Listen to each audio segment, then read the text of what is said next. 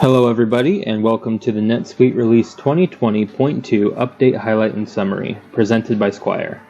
My name is Caden, and I will be running you through the latest updates to NetSuite. Before we get into the updates, a few comments about this presentation. NetSuite's 20.2 update includes over 100 enhancements and new features. Due to the unique needs of each business, we will not be diving deeply into any new feature. Rather, we will briefly touch on some of the more useful and widespread enhancements and features that you might want to be aware of.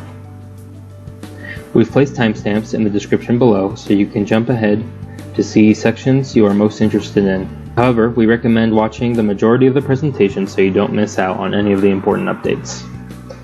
Lastly, if you have any questions about anything mentioned in this video, contact your NetSuite experts here at Squire and we'd be happy to help.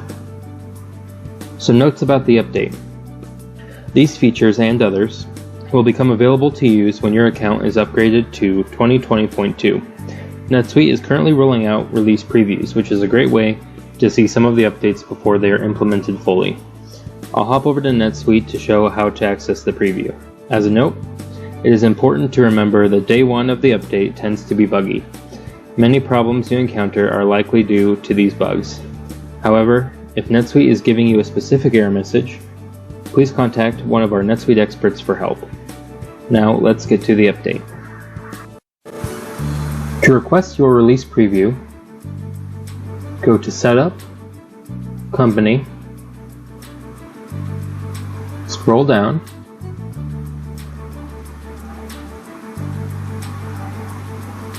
to Release Preview.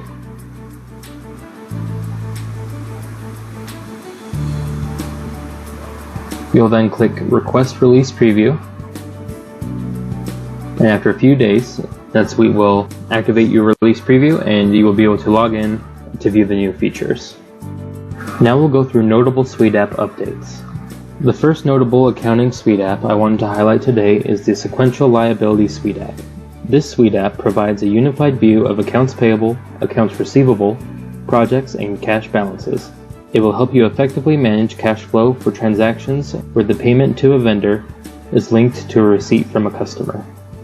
This app has been enhanced to include the sequential liability dashboard, as well as providing relevant information on the project record.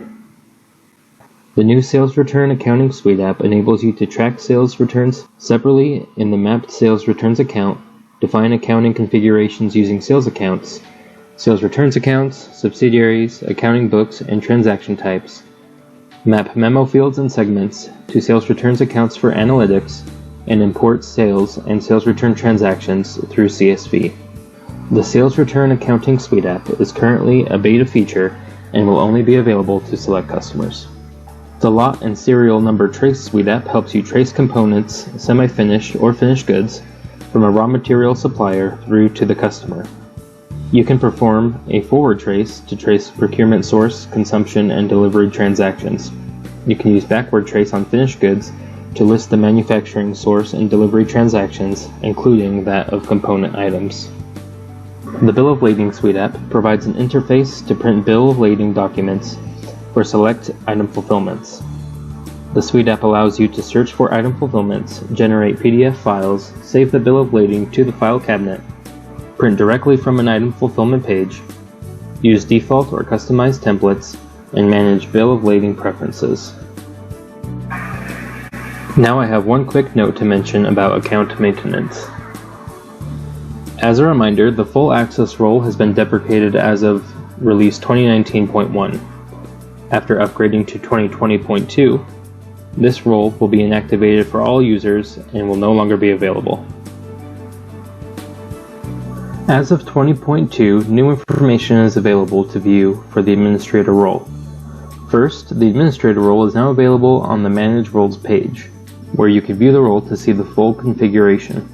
Additionally, the role is available on the Role Permission Differences page to allow easy comparison to other roles. Now a few updates to NetSuite's banking features. For companies using the Expense Reports feature, you can now use format profiles to configure imports for expense reporting in addition to bank and credit card reconciliation. For details on how to configure this new feature, please see the NetSuite 2020.2 release notes. the corporate card expense help topic, or contact Squire.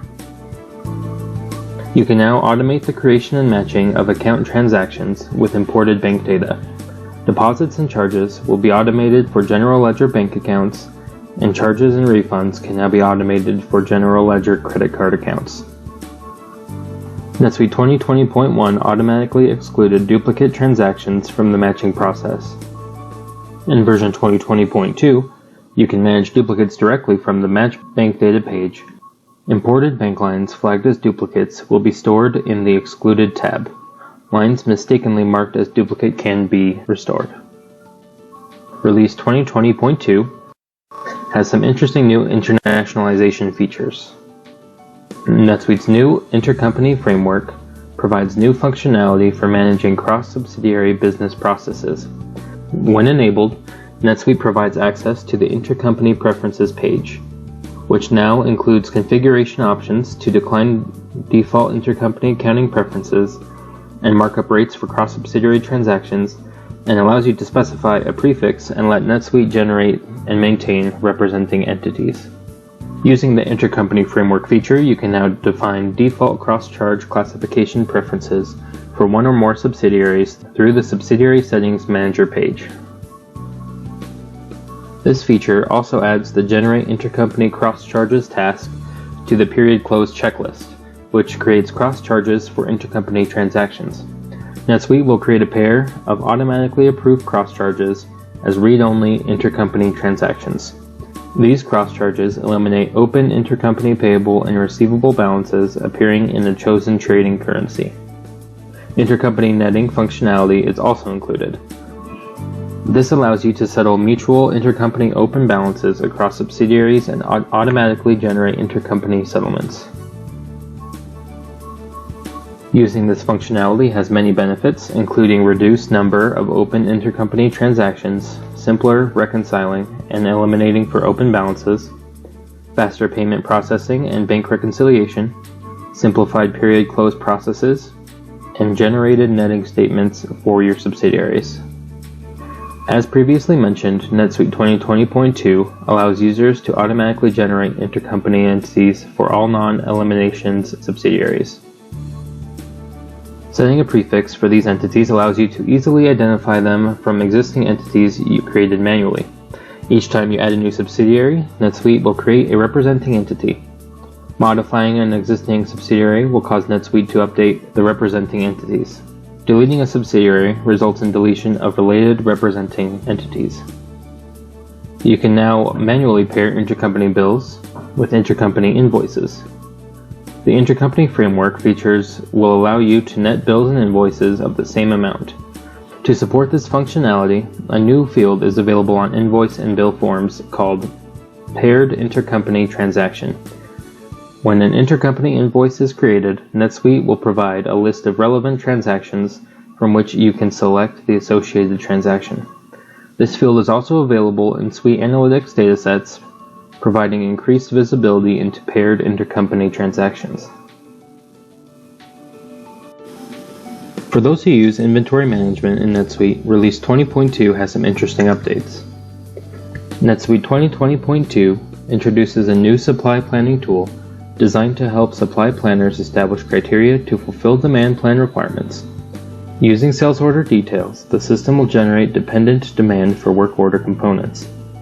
This feature is fairly robust and involved, so please contact Squire if you are interested in learning more. After upgrading to the new release, you will be able to include the inbound shipment feature as a source of supply. NetSuite will treat each shipment and its related purchase order as separate sources of supply and allocates them to the demand orders. This supply allocation enables you to refine a single purchase order line into multiple supply events and allocate each event by their own date of supply, direct the supply to a location other than the purchase order location, and commit the received inventory to the allocated demand order. A new allocated demand column appears in the inbound shipment form, which will be hyperlinked to the allocated demand page. The allocated demand window displays all allocations associated with the inbound shipment line. Now I'll go over some updates to order management in NetSuite. SuiteAnalytics Workbook now features Suite Billing Data Connection, focusing on monthly recurring revenue. This standard workbook template can be used to analyze recurring revenue, churn, upsell, downsell, and renewal revenue for all of your subscriptions. This template can be customized to add additional filter and data, and can be visualized as a table, chart, or pivot. Revenue trends and details can be compared through the following views: monthly recurring revenue year over year, current month recurring revenue, monthly recurring revenue by class, recurring revenue sources, upcoming renewals, top 10 performing items last month. The invoice group feature allows you to combine invoices for customers. A customer can have multiple invoice groups based on the different criteria for each group. Using invoice groups, you can set up custom numbering, customize the invoice group form, and accept customer payments. To enable invoice groups, go to Setup, Company, Enable Features. On the Transactions subtab, check the Invoice Groups box. In NetSuite 20.2, you can specify a required deposit amount on sales orders by using the Required Deposit Workflow feature. The required deposit can be specified as an amount on the Item subtab for each line item, an amount for the whole sales order, or a percentage for the whole sales order. If any value has changed, all remaining values in the required deposit are automatically recalculated. The new release also includes some updates regarding vendors purchasing and receiving. NetSuite 2020.2 now includes optional vendor prepayment approvals. When enabled, the vendor prepayment page will include approval status and next approver fields. Approvals can be implemented using custom vendor bill approval workflow or by using the new Approve Vendor Prepayments page. By default, the NetSuite AP Clerk is the only role that includes vendor prepayment approval permissions. You can now set a due date when you enter vendor bill credits. This information is available on the Bill Credit and Bill Payments pages, and in Save Searches, Reports, and SuiteAnalytics workbooks. If the Advanced Receiving feature is enabled, you can enter vendor bill variances to post to variance accounts.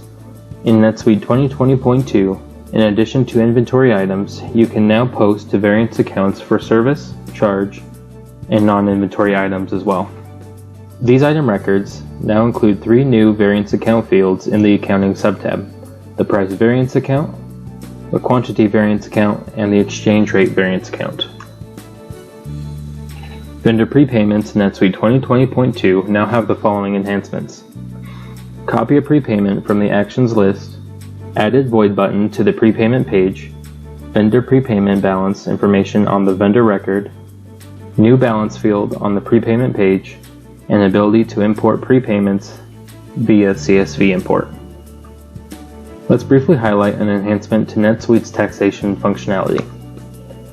Rather than determine nexus when a record is saved or a preview tax is selected, SuiteTax now determines nexus when the entity is selected. NetSuite has improved its workflow offerings with some updates to SuiteFlow.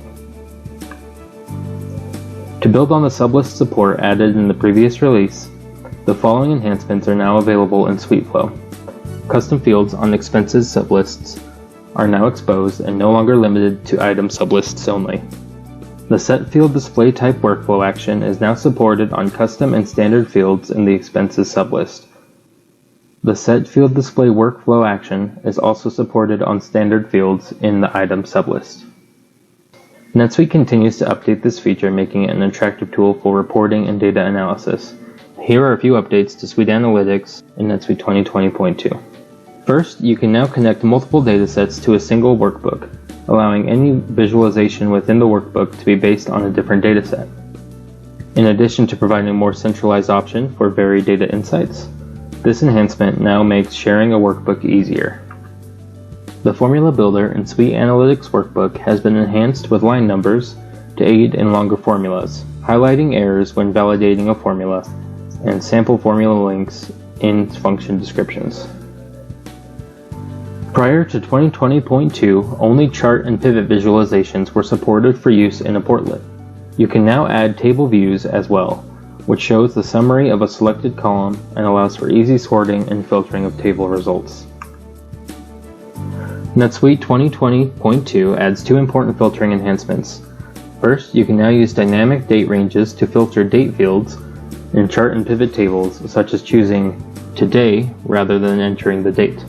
Second, you can now add condition-based filters to your datasets and table views without affecting other visualizations. SuiteAnalytics Workbook is becoming a very impressive and valuable tool to provide management and team members the insight into business data they need. If you would like to learn how to use this tool, NetSuite now has new videos that can be found by clicking Learn About Analytics in the upper right of the Analytics homepage. You can also email me at kdenb@squire.com for expert help in building out the datasets and workbooks you need to answer your business questions. As I mentioned at the beginning of this video, there are too many new features to talk about. If you come across something in your update that you have questions about or are interested in, please let us know. There are many updates that we did not cover in this presentation across many areas of NetSuite.